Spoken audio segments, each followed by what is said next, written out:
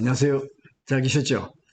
오늘은 법화경 21번째 강의가 되겠습니다. 화면을 조정하겠습니다.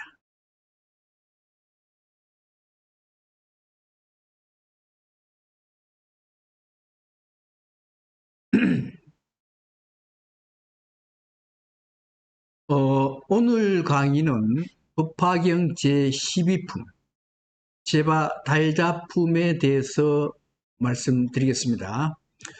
법화경의 구성은 정문과 본문으로 나눠지고, 정문은 서론, 본론, 결론으로 나눠지는데, 결론을 유통분이라고 하죠.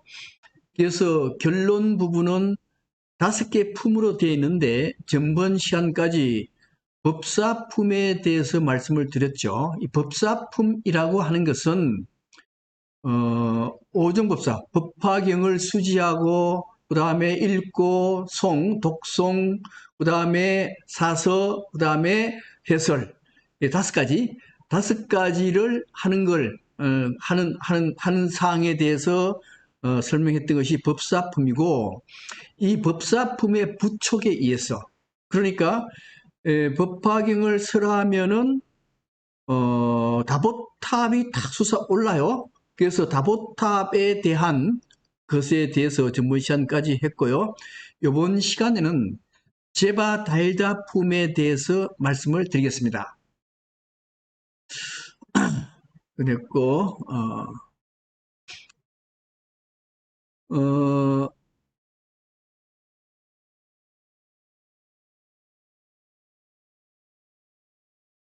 제바 달다품이죠. 제바 달다품인데, 원래 이 법화경은 어떻게 보면은 수기품에 해당이 된다라고 볼 수도 있어요.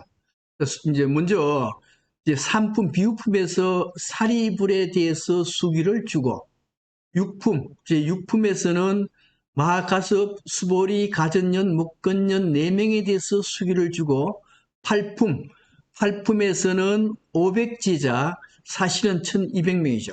1200명에 대해서 수기를 주고, 그 다음에 구품에서는 2000명에 대해서 수기를 주고, 그 다음에 제10품에서는 법사품이죠.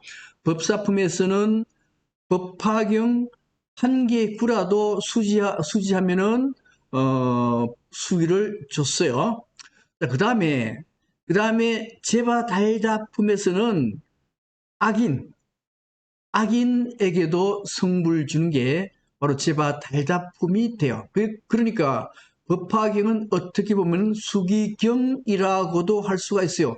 왜 수기경이라고 할 수 있는가 하면은 법화경의 주제가 제법실상이고, 제법실상이라는 것은 온 우주에 있는 모든 중생들은 다 부처이기 때문에 부처라고 언젠가는 꼭 부처가 될 거라고 하는 수기 주는 게 굉장히 중요하죠. 그래서 법화경을 일명 수기경이라고도 하는데, 오늘은 제바 달다가 굉장히 악인이거든요. 악인도 성불할 수 있다 하는, 악인에게도 수기를 주는 것이 바로 뭔가 하면 제바 달다품이 돼요. 그래서 제바 달다품에 대해서 말씀을 드리겠습니다. 제바 달다품은 두 개 부분으로 구성이 되어 있습니다. 하나는 이 제바 달다가 악인이거든요. 어떤 악인인가 하면은 석가모니를 죽이려 그래요. 이제 석가모니 부처님인데 악인을 시켜가지고 석가모니를 죽이려 그러고, 또 석가모니한테 돌을 굴려서 석가모니한테 피를 나게 하고, 또 그래서 나중에는 그 제바 달다가 산채로 무간지옥으로 떨어지게 됩니다. 자, 요 부분이 그런데도 불구하고 석가모니 부처가 이 제바 달다가 석가모니 부처에게 법화경을 가르쳤다는 거예요. 그 인연으로 수기를 주는 것이 첫 번째 부분이고요. 두 번째 부분은 원래 그 여자는 성불할 수가 없다라고 되어 있습니다. 그럼에도 불구하고 여인인 용녀가 수기를 줘요. 수기를 줍니다. 이게 두 번째 부분입니다. 그래서 먼저 첫 번째 부분, 제와 달다에 대해서 말씀을 드리겠습니다. 먼저 제바달다는 어떤 분인가 하면은 원 이름은 데바다타입니다. 데바다타. 자, 데바다타인데 요걸 한문으로 옮기면은 제바달다가 돼요. 제바달다. 제파달다인데 읽을 때는 제바달다라고 읽어요. 근데 절에서는 이 제바달다를 뭐라고 하면 조달이라고 합니다. 조달. 그래서 절에서 아주 그 성질이 고약하고 절에서 아주 나쁘게 찍히면은 조다리 같은 놈 이렇게 얘기하거든요. 그 조다리 같은 놈 그럴 때는 누구를 얘기하는가 하면 제바달다를 얘기해요. 그 조다리 좀 이 글자가 변형이 돼서 쪼다가 됐다는 거요. 쪼다 이건 하나의 설입니다.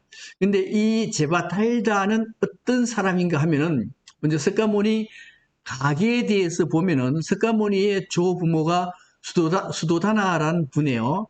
수도다나의 아들 장남이 바로 정반왕입니다. 정반왕하고 마야 부인 사이에 누가 태어나는가 하면 시타르타 석가모니가 태어나요. 그 다음에 마야 부인은 석가모니가 태어난 지 일주일 만에 죽고 그 이모인 마하파자파니가 석가모니를 기르게 됩니다. 그리고 석가모니는 결혼을 해요. 결혼하는데 그 첫 번째 부인이 아쇼다라고 부인이 몇 명인지 정확하지는 않지만은 대체로 부인이 3명이라고 해요. 첫째 부인 아쇼다라 사이에 라훌라가 탄생하게 되는 겁니다. 근데 여기에 마하파자판이나 아쇼다라나 라훌라나 정반왕이나 전부 다 출가를 해요. 그 다음에 조부모, 석가모니의 조부모에는 아미토다나라는 아들이 하나 있었습니다. 한문으로 하면은 감로반왕, 감로반이라고 해요. 감로반에 아들이 있었으니 첫째 아들이 제바달다요, 둘째 아들이 아난입니다. 그러니까 제바달다하고 아난은 친형제 간이요. 아난은 아시죠? 아난은 가장 석가모니 부처님 그러니까 아난하고 제바달다하고 석가모니는 사촌간이요. 사촌간입니다. 사촌간인데 이 제바달다는 석가모니보다가 한 20살 정도 나이가 적어요. 그리고 제바달다가 형입니다. 아난이 동생이니까 나이가 훨씬 더 적죠. 근데 아난은 기억력이 굉장히 뛰어나요. 그죠? 굉장히 뛰어나서 석가모니가 설법했던 걸 다 기억하는 제자가 바로 사촌 동생인 아난입니다. 제바달다도 동생인데 이 제바달다도 굉장히 뛰어난 동생이에요. 근데 이 제바달다가 어떤 짓을 하는가 한번 보겠습니다. 이제 석가모니가 이제 불교 교단을 형성했죠. 교단 형성을 한 뒤에 석가모니가 나이가 많이 들고 하니까 교권을 석가모니 뒤를 누가 있는가 하는 게 문제가 돼요. 문제가 되는데 석가모니가 사리부를 선택하게 됩니다. 여기에 석가모니 제자는 10명이죠. 10명인데 그 중에서 가장 뛰어난 제자는 사리불입니다. 그래서 우리 그 법화경에서도 가장 먼저 수기를 받은 분이 누군가 하면 사리불이에요. 원래 사리불이라고도 하고 사리자라고도 해요. 왜 그런가 하면 사리자는 사리의 아들, 그러니까 사리불의 모친 이름이 사리요. 사리의 아들 사리자 또는 사리불 이렇게도 얘기하는데 이 사리불은 브라만 출신이요. 브라만 출신이고 그 시대에서 그때 당시 가장 뛰어난 사람, 전체를 통틀어서 가장 뛰어난 사람이 사리불입니다. 그리고 기원정사를 완전히 기획하고 세운 사람도 사리불이에요. 법에도 가장 뛰어나고 그 다음에 모든 일의 계획이나 일 추진한 데도 가장 뛰어난 사람이 사리불이에요. 그래서 가장 먼저 숙이 준 사람도 사리불이었잖아요. 그 다음에 이제 수불이라든가 가습이라든가 목건년하고 사리불은 친구가 아니에요. 같은 말에 친구가 아니고 굉장히 친합니다. 목건년도 굉장히 뛰어나요. 그 다음에 가섭, 그 다음에 수보리 이런 사람 가전년 이 네 명이 그 다음에 수기를 받았잖아요. 그죠? 근데 사리불이 첫 번째 수기를 받은 것은 가장 뛰어난 제자라는 것이요. 그래서 이 스가모니는 사리불로 하여금 교권을 이어받도록 이렇게 하는데 제바달다도 굉장히 뛰어나요. 그 제바달다가 성질을 한 거예요. 나를 왜 선택 안 해주느냐. 이 문제, 이렇게 해서 경쟁을 하게 되는 겁니다. 경쟁하는데, 이제 문제는 이 제바다이다가 어떤 사람이냐는 건데, 제바다이다는 아까도 말씀드렸듯이 석가모니의 사촌 동생입니다. 한 20살 정도 아래 되는데, 석가모니가 성도한 뒤에 6년째 되는 해에 불교 교단에 출가해요. 그래서 12년간 수행해가지고 굉장히 열심히 수행합니다. 수행하는데 석가모니의 지위를 내가 이어받도록 해달라고 얘기를 해요. 근데 석가모니가 노합니다. 사리자를 택하면서 노하면서 악심이 생겨요. 악심이 생겼는데 장로들이 제바달다한테는 신통력을 전수하지 않아요. 그래서 이 마음을 알았기 때문에. 그래서 다른 쪽에 가서 신통력을 배우게 되고 그 후 신통력을 이용해가지고 아사세 태자한테 접근해서 세력을 키웁니다. 이 아사세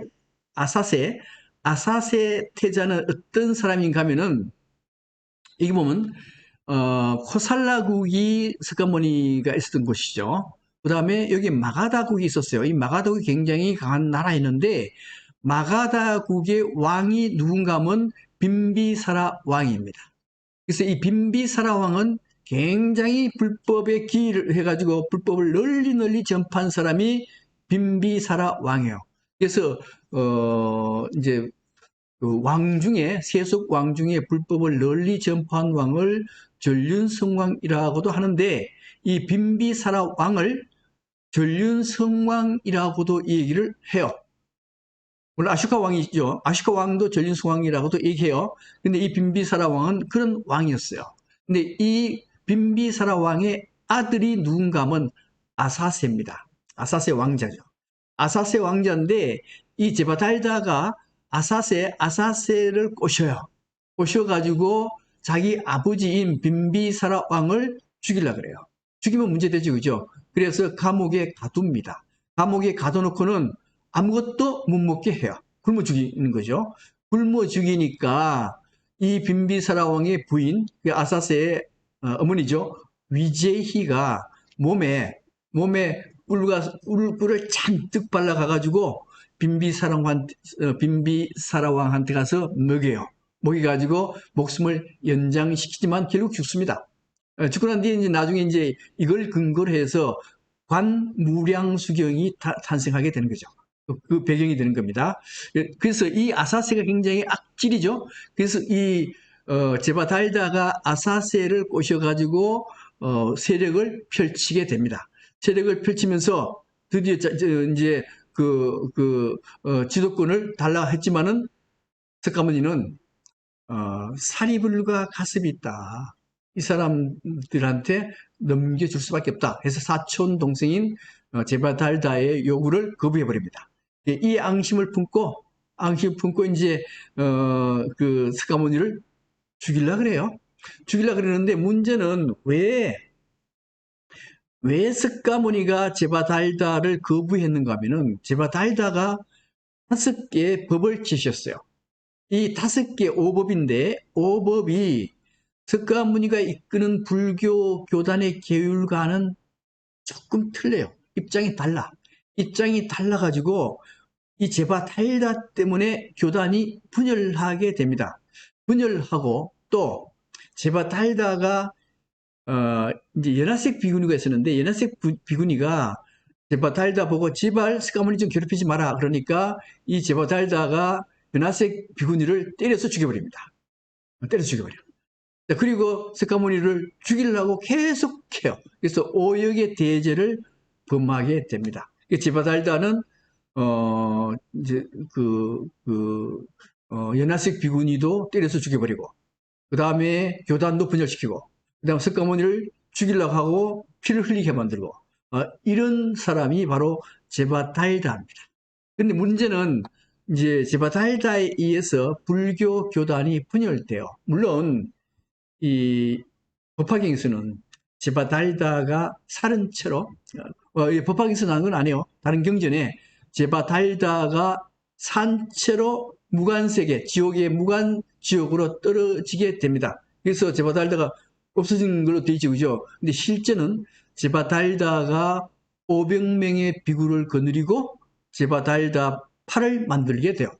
불교가 분파가 된 거죠. 원래 불교는 1200명 있었죠. 그죠? 1200명 중에 500명, 성문승 아라한 500명이 가장 뛰어난 제자들이었죠.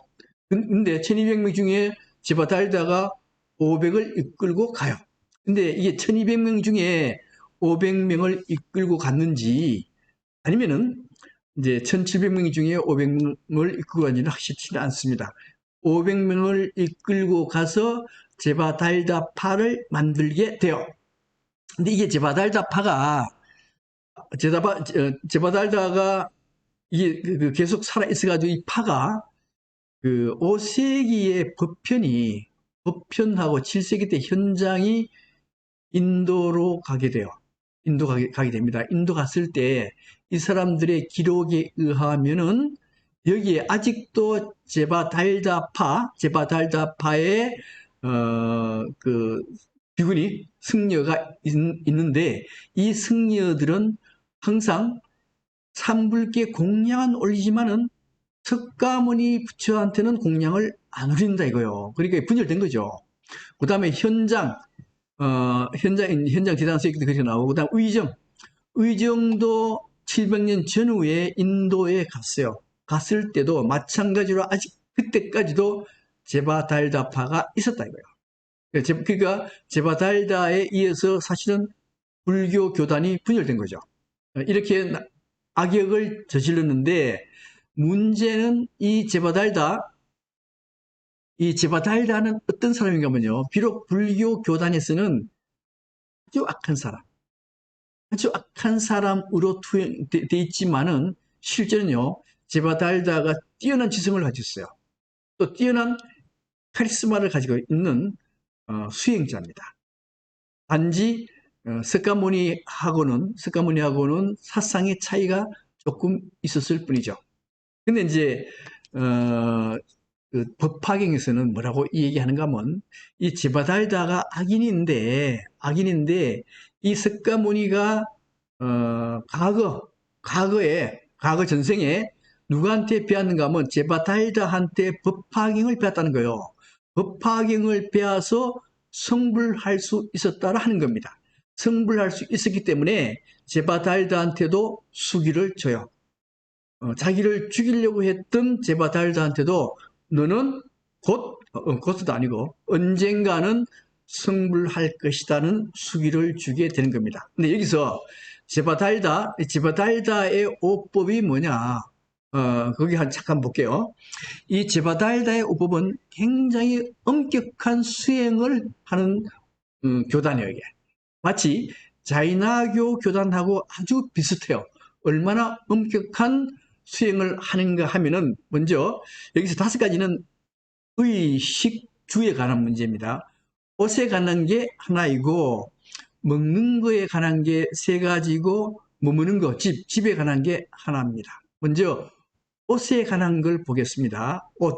옷은 제바달다는 뭘 지켜야 된다 하는가 하면 꼭 반드시 분소의를 입어야 된다라 얘기해요. 자, 분소의가 뭐냐 하는 건데요. 이 분자가 뭔가 하면 똥분자입니다. 그 다음에 소는 이게 소지할 때가 아니고 칠한다는 뜻을 가지고 있어요. 똥의 칠해진 옷, 그런 뜻입니다. 그러니까 이 분소의라는 것은 뭔가 하면은 원래는 분소의라는 것은 인도에서는 사람이 죽으면 시신을 이렇게 싸요. 시신을 싸는데 그 시신을 싼 헝겊, 옷조가리로 가지고 만든 옷이 뭔가 하면요. 분소의입니다. 분소의, 시신 싸다 보면 시신은 뭐 똥도 싸잖아요. 그죠? 똥 싸니까 똥이 칠해진 옷. 그런 의미의 분소인데 실제는 시신을 싼 옷이요. 그래서 제바달다는 뭐라는 거면요. 목숨이 붙어 있는 한 반드시 분소이를 입어야 된다. 만약에 이 분소이를 입지 않고 장자의 옷을 입는다면 이것은 죄를 범하는 것이다. 그래서 분소이를 그렇게 강조해요. 그런데 석가모니 시절에 이 옷이 어떻게 변동이 됐는가 하면요. 원래 인도의 장자의 옷은요. 이런 모습이에요. 이게 옷이 하나로 다 연결되어 있어요. 이 옷 길이가 얼마쯤 되는가 하면 보통 한 6m 정도가 돼요. 6m 정도가 되고 그 다음에 다른 옷은 하나도 안 입고 요 6m 되는 옷으로 몸을 둘둘 감싸요. 둘둘 감싸. 그러면 이게 옷이 얇고 옷에 내복 같은 거, 팬티 같은 거 하나도 안 입었기 때문에 굉장히 이제 시원하게 입을 수 있는 옷이고요. 또 하나는 옷은 이제 폐쇄형이 있고 개방형이 있어요. 폐쇄형은 현재 우리가 입고 있는 옷 이런 것들 이런 옷을 폐쇄형이라 그래요. 폐쇄형이라는 것은 뭔가 하면은 옷을 몸에 맞춰서 입습니다. 그 옷이 몸에 안 맞으면 못 입어요. 그런데 개방형, 이것은 개방형인데 개방형은 몸의 크기하고 옷하고 전혀 관계가 없습니다. 관계없고 그냥 6m 되는 옷을 그냥 몸체 둘둘둘둘 감으면은 그게 옷이 되기 때문에 아무나 입을 수 있는 옷입니다. 입을 수 있는 옷이기 때문에 때때로 요 옷은 형찰과 같은 의미를 가지고 있어요. 이제 그런 의미가 있는 거예요. 그래서 이제 요 인도의 근본 불교 시기에 옷이 복제가 어떻게 바뀌어지는가를 한번 볼게요. 처음에는 분소이를 입어야 된다라 합니다. 스님들은 반드시 분소이를 입어야 된다라 그래요. 그래서 분소이를 입다가 이게 나중에 이게 좀 지저분하고 좀 세수 너무 좀 그렇잖아요. 그래서 통천을 허용을 해요. 통천을 허용하는데 이 통천이 뭔가 하면은 통천은 아까 말씀드렸던 6m로 된 옷감이요. 옷감을 그냥 몸에 둘둘둘 감으면은 이게 옷이 되는 건데요. 문제는 이 옷이 아무나 입을 수 있는 옷이고 또 하나는 이 옷이 바로 돈과 똑같은 겁니다. 돈과 똑같은 것이기 때문에 강도들이 뺏어갈 수가 있어요. 뺏어가니까 여러 가지 문제가 되는 겁니다. 문제가 되니까 여기에 세 가지, 옷이 세 가지, 삼의가 성립이 돼요. 이 삼의라는 게 뭔가 하면 이렇게 여기에 아래 가사가 있고 편지 없고 아래 가사 있고 그다음 윗가사 있고 그다음 중복가사 이렇게 삼의가 이제 성립이 돼요. 삼의가 성립되는데 그다음에 또 한 가지는 뭐가 있는가 하면은 할절이라는 게 있어요. 할절이는 뭔가 하면 이런 옷 분소이가처럼 이런 옷을 입으면서 떨어지잖아. 떨어지면 기어 입어요. 기어 입어. 이 옷을 그러니까 기어 입는 것도 있고 또 한 가지는 이 통천이 강도의 그 강탈의 대상이 되잖아요. 왜요? 이 통천 6m 되는 옷감은 돈과 똑같은 거란 말이에요. 돈과 똑같은 것이 되기 때문에 잘못하면 뺏겨요. 뺏기니까 이렇게 분할시켜버린 거예요, 이게. 분할시키고 또는 이걸 이렇게 할절이 옷을 조각조각 내서 조각조각 내가지고 기어서 입어요. 기어 입게 되면은 그것은 돈의 가치가 떨어지게 되는 겁니다.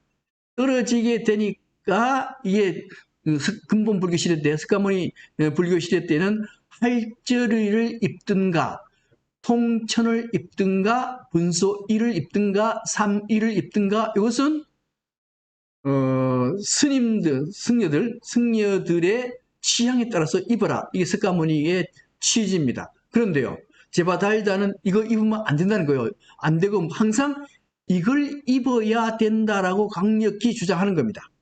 그래서 석가모니 이제 제바달다가 석가모니 부처님한테 이거 입어야 됩니다라고 강하게 주장하는데 석가모니 부처님은 아니야. 사람에 따라 틀려. 그러니 자기에 맞는 옷을 입도록 하라라고 중도를 택해줘요.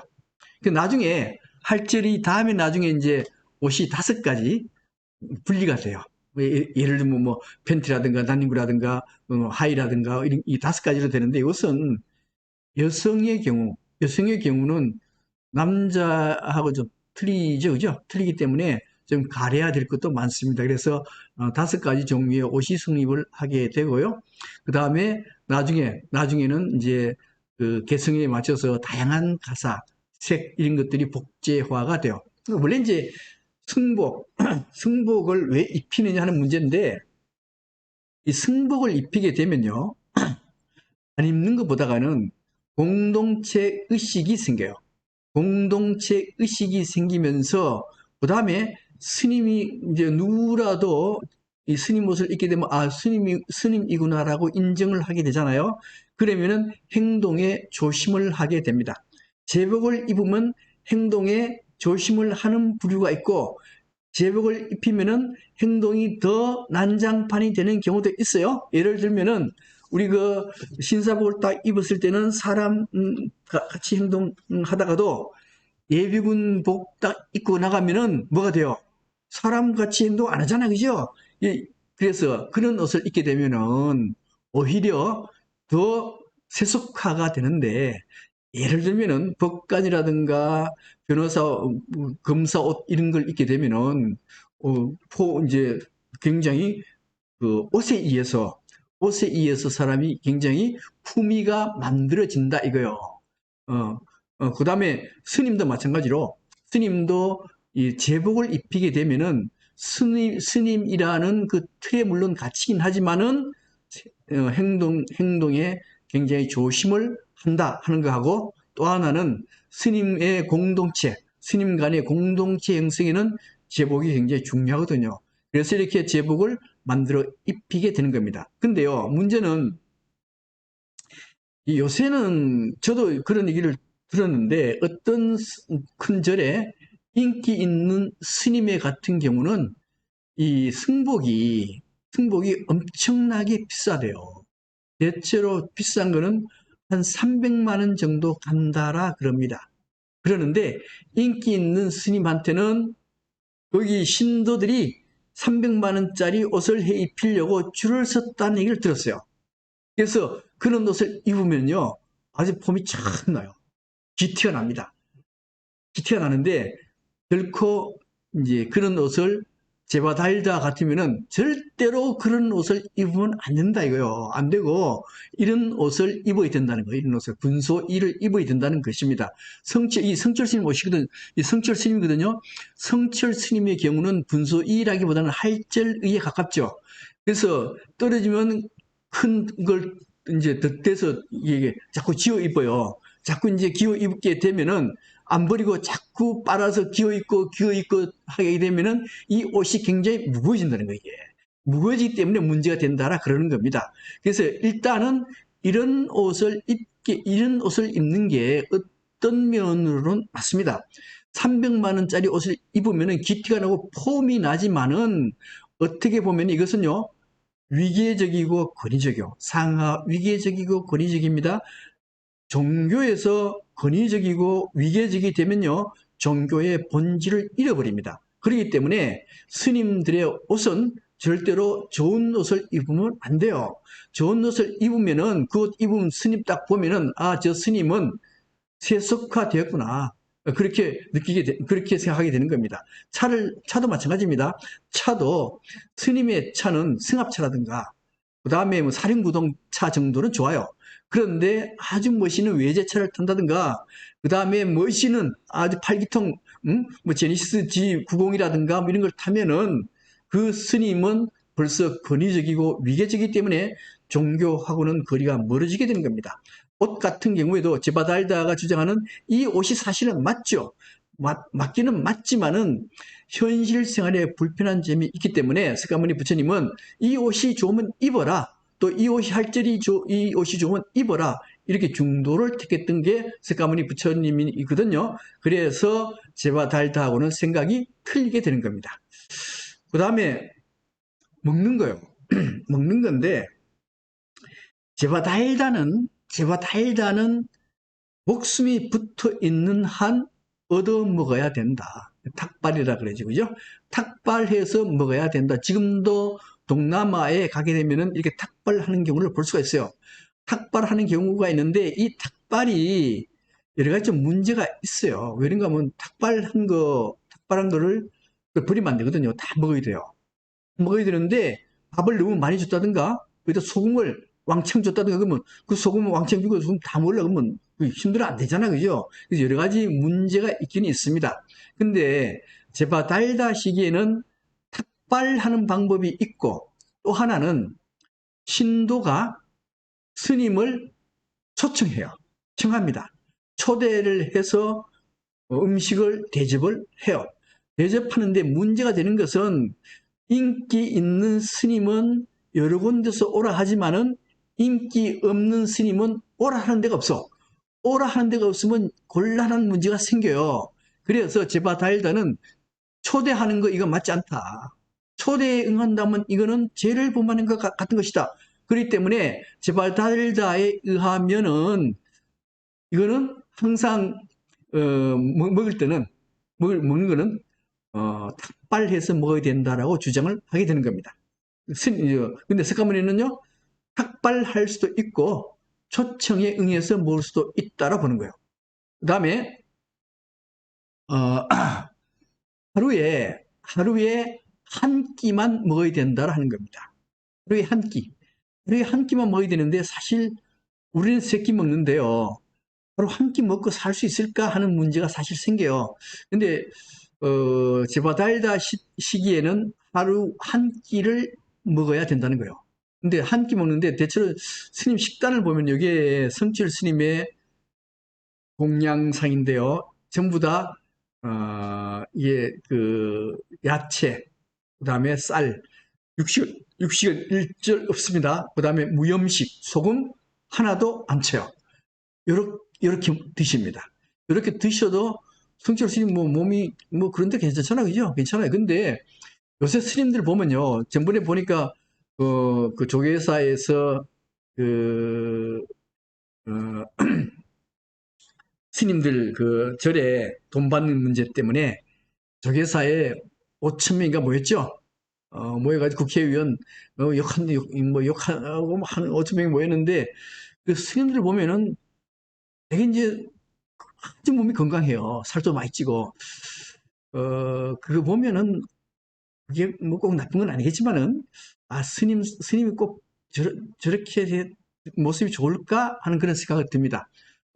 어쨌든 제바달다 시기 이때는 하루에 한 끼만 먹어라 이렇게 얘기를 했어요. 그 다음에 또 하나 금지하는 게 있습니다. 뭘 금지하는가 하면은 우유하고 락인데 락은 뭔가 하면 유제품이라 그러면 우리 그 맛있는 그 뭡니까 이거 그 유제품 맛있는 거 있잖아, 그죠? 그걸 락이라 그래요. 이걸 먹지 마라. 왜 우유 같은 경우는 왜 먹지 마라 그런가 하면은 우유는 요새 우유 짜는 거 보면은 이 소에다가 젖소에다가 아예 착유기를 달고 있어요. 달고 아예 자동적으로 우유가 생기면 그냥 짜내버립니다. 짜내서 이 우유를 모아가지고 우리한테 이제 주는 거잖아요. 이거 하고 그 다음에 우리 이제 이게 곰입니다. 곰인데 이 곰 쓸개 좋잖아요. 그죠? 몸이 좋아요. 그래서 곰 쓸개에 여기 이제 빨대를 빨대 꼽아가지고 쓸개를 모아서 먹는 사람도 있어요. 그런 경우 있습니다. 이거 보면 우리가 이거 보면은 이거는 동물 학대 아니에요? 이게 동물 학대이기 때문에 이거 하면은 안 된다 그러거든요. 이거 하고 우유를 이렇게 착육이 여기다가 저 자동적으로 우유를 짜낼 수 있는 거 되는 거하고 차이가 뭐가 있어요? 똑같잖아요. 근데 사실 이제 그 당시에 제바 달다 시기에는 이런 건 없지만은 그 당시에는 사람만 먹도록 할 수 있는 우유가 없어요. 우유는 항상 젖소 새끼를 놓게 되면은 새끼를 주기 위해서 젖소에서 우유가 나오는 겁니다. 근데 사람은 그거 새끼 줄 우유를 뺏어 먹는 거 아니에요. 뺏어 먹는 거니까 곰 쓸개 대놓고 먹는 거 똑같다 이거예요. 그렇기 때문에 이런 우유를 먹으면 안 되고, 그 다음에 우유 제품, 그 이름 뭔지 모르겠는데, 맛있는 거 있잖아요. 달콤한 거. 이거 맛있거든요. 맛있는 건데, 이거는 그, 너무 입맛을 좋게 한다. 이것은 피해야 된다 해서 유락 이런 거 먹지 못하겠습니다. 제바 달다는. 근데 석가모니는 깨달을 때 뭘 먹었어요? 우유죽 먹었잖아. 우유죽 먹었거든요. 근데 석가모니는 중도를 취하는 거예요. 우유를 먹을 수도 있다. 제바 달다는 먹으면 안 됩니다. 이렇게 한 겁니다. 그 다음에 고기하고 생선 이런 것도 먹으면 안 된다라 얘기를 해요. 물론 이제 이것도 사실은 발생하지 마라 하고 연관돼서 못 먹게 하는데요. 스님들 대체로 이거 먹을걸요? 이것도요, 너무 금지하게 되면은 스님한테 너무 죄책감 주게 되고 별로 안 좋을 것 같아요. 그런 면도 있습니다. 어쨌든 제바달다는 못 먹겠습니다. 다음에 사는 곳은 목숨이 붙어 있는 한 숲속에서 살아야 된다. 수화로자라 그래요. 마을에 들어가면 죄를 범하는 것이다. 그래서 항상 나무 밑에서 잠을 자야 돼요. 나무 밑에서 앉아 쉬어야 되고, 이런 생활을 하자 하는 것이 바로 제바달자입니다. 스가모니는요? 아니요. 집에서 잘 수도 있다라 보는 게 스가모니요. 틀리죠. 그래서 어떻게 보면은 스님의 가장 근본적인 수행을 하는 분이 제바달다이고, 석가모니 부처님은 중도를 택했던 겁니다. 그러니까 제바달다가 추구하는 거하고 석가모니가 추구하는 거 틀리기 때문에 제바달다를 한테 교권을 주지를 않고 누구한테요? 사리불한테 교권을 주게 된 겁니다. 그래서 스가모니가 이제 제바달다의 오법을 거부해요. 우리 중용을 택한 게 스가모니입니다. 그러니까 스가모니가 제바달다가 어떻게 해요? 제바달다는 이 오법을 채용하면 자기가 교권을 이어받을 수 있는데 스가모니가 부정하니까 이거 안 되겠다. 스가모니를 죽여야 되겠다. 이렇게 생각하는 거예요. 그래서 이 사람을 시켜서 석가모니를 죽이려고 하는데 석가모니가 그걸 알아차리고 이제 나무라는 거죠. 나무라니까 이 죽이려 하는 사람이 용서를 구하는 장면이죠. 그 다음에 또 그 제바달다가 연하색 비구니, 이 연하색 비구니는 자꾸만 이 제바달다가 석가모니를 위협하니까 그렇게 하지 말라고 충고해요. 충고하는 사람이 연하색 비구니인데 제바달다가 이 연하색 비구니를 때려 죽입니다. 그 다음에 심불출혈의 죄를 저질러요. 어떻게 이건 뭔가 하면 부처님의 몸에서 피가 나도록 하는 죄를 저질리게 됩니다. 어떻게 해서 그래야 되는가 하면 석가모니가 이렇게 지나가요. 지나가는데 이 제바달다가 바위를 떨어뜨려요. 죽이려고. 바위를 떨어뜨리는데 발에 상처가 났어요. 죽진 않고. 상처가 나서 그 피가 납니다. 피가 나게 했거든요. 스가모니에게 피가 나게 하는 죄는 오역죄 중에 하나예요. 오역죄를 저지른 겁니다. 그 다음에 또 한 번은 제바달다가 코끼리한테 술을 먹여가지고 코끼리가 정신을 못 차리게 해서 석가모니를 밟아 죽이게 하려 합니다. 하는데 코끼리가 술을 먹고 취했는데 석가모니 앞에 오더니만 밟아 죽이는 게 아니고 꿇어 엎드려서 공경한 자세를 취해요. 이렇게 해서 또 죽이는 것도 실패하게 됩니다. 그 다음에 이제 또 하나는 이 제바달다가 아까도 말씀드렸듯이 오법을 내세우면서 석가모니 부처님한테 오법대로 해주세요 하니까 안 돼.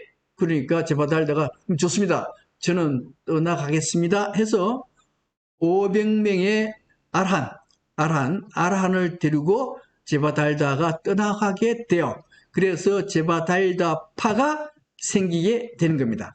그러니까 불교 종단을 파기시켜버렸죠. 그래서 오역 중에 또 하나가 뭔가 하면 종단 파괴죄입니다. 그게 죄를 많이 졌죠. 죄를 많이 지니까 제바 달다가 산채로 이게 기원정사거든요. 기원정사고 연못이요. 연못인데 제바 달다가 산채로 지옥으로 연못에서 빠져서 지옥 세계로 들어갑니다. 무간지옥으로 떨어지게 돼요.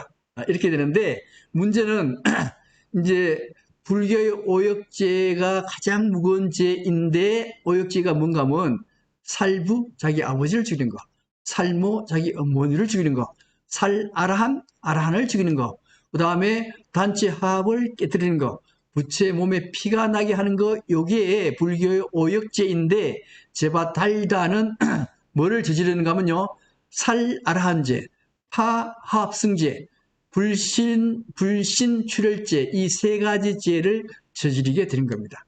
이 저지르게 되니까 불교에서 봤을 때 제바 달다는 불교의 역적이요. 역적. 그래서 절에서 조다리 같은 놈 하는 것은 이 불교의 우리 사찰의 역적 같은 놈이다 이런 뜻이 되는 겁니다. 이렇게 해서 근데 제바 달다가 이렇게 나쁜 짓 악인이죠. 악인인데 석가모니 부처가 뭐라고 얘기하는가 하면 석가모니 부처가 여기 나오죠. 석조는 무량급 기간 동안 법화경으로 깨달음을 추구했어요. 과거에. 근데 석가모니는 과거에 국왕으로 소원을 세워가지고 6가지 수행에 진력을 하고 그 다음에 처자 자신의 목숨과 몸까지 희생해가면서 도시행을 하고 그 다음에 임금자리 버리고 사방에 포고를 내려서 법화경 불법을 구하는데도 불구하고 깨우치지를 못했는데 무비라는 아사스님에게 몸을 바쳐서 법화경으로 성불을 하게 됩니다. 그러니까 아사스님한테 법화경을 배워서 성불하게 되는 거예요. 그러니까 아사스님이 누구냐? 바로 제바달다라고 하는 겁니다. 그러니까 이게 과거에 정말로 제바달다가 석가모니를 가리켰는지는 알 수는 없지만은 이 품에서는 제바달다가 악인이긴 하지만은 너도 성불할 것이다라는 수기를 주게 되는 겁니다. 수기를 줬어요. 그 언젠가 이제 성불하겠죠. 예, 그 다음에 이제 원래 여자의 문제인데 이 불교에서는요 여자는 절대 성불할 수 없다라고 얘기를 합니다. 왜 성불할 수 없느냐는 나중에 건지품에서 다시 나오는데요. 건지품을 보고 설명을 드리도록 하고 근데 대승사상이 딱 등장해요. 대승사상에 의하면은 세상의 모든 것들은 인연에 의해서 이루어져 있기 때문에 자성이 없다. 남자도 자성이 없고 여자도 자성이 없다. 그러니 남녀 전부 다 공이 자성이 없으니 여자도 부처가 될 수 있다라 얘기를 해요. 그래서 그거에 이어서 여성인 용녀한테도 너도 언젠가는 부처가 될 것이다는 그 예언의 수기를 주게 되는 겁니다. 근데 이제 문제는 이게 여자로서는 그래도 그때까지 여자로서는 성불이 안 된다는 거예요. 여자가 성을 바뀌어야 됩니다. 남자로 성을 바뀌어졌을 때 부처가 성불이 된다는 거예요. 그래서 우리 약사열애가 12대원을 세워요. 12대원을 세우는데 그 중에 하나가 뭔가 하면 여자를 남자로 바꾼다는 서원이 있어요. 이게 뭔가 하면 이 여자는 성불을 못하기 때문에 여자를 성불로 하려면 남자로 바꿔야 됩니다. 그래서 그 당시에는 이렇게 해서 성불을 할 수 있다라고 보는 거예요. 이렇게 했어요. 이렇게 해서 법화경에 근본이 뭔가 하면 우주에 살고 있는 모든 중생은 다 뭐요? 수기를 받아서 성불할 수 있다라 보는 건데 그 중에 이미 뛰어난 사람들은 다 수기 다 줬고 마지막으로 이제 뭐 누구 주는가 하면 제바달다 악인이죠. 악인도 성불할 수 있다. 또 여자도 성불할 수 있다. 그래서 만인이 다 부처이다라는 것을 가르쳐 주기 위해서 제바달다품이 여기에 만들어지게 된 겁니다. 그 다음에 다음 강의는 건지품이 되는데요. 건지품은 뭔가 하면은 법화경을 법화경을 몸에 지니기를 권하는 품이 되는 겁니다. 그러니까 이게 유통분이라는 게 뭔가 하면 법화경을 수지해서 다른 사람에게 다 가르쳐 줘라 하는 게 유통분이거든요. 그래서 건지품은 수지하는 것에 대한 건지품에 대해서는 다음 시간에 강의를 하겠습니다. 오늘은 여기까지만 하겠습니다. 고생하셨습니다.